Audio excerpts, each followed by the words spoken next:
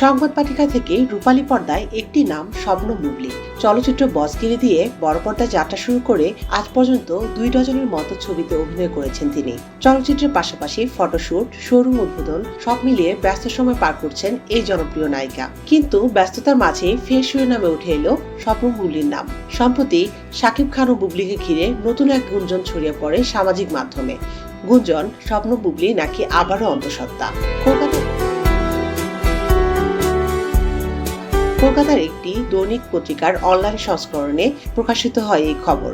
এরপরে শুরু হয় আলোচনা সমালোচনা। প্রসঙ্গত, শাকিব খান তার দ্বিতীয় স্ত্রী শবনম বুবলী ও পুত্র বীরকে নিয়ে আমেরিকায় দীর্ঘ ছুটি কাটিয়ে সম্প্রতি দেশে ফেরেন। দেশে ফেরার পর বুবলী প্রকাশ্য আসতে ফের চাউর হয় এই গুঞ্জন। আগেও বুবলী জানিয়েছিলেন শাকিব খানের সঙ্গে ধর্মীয় রীতিতে তাদের বিয়ে হয়েছে এবং তাদের সন্তানের জন্ম হয়েছে আমেরিকায়।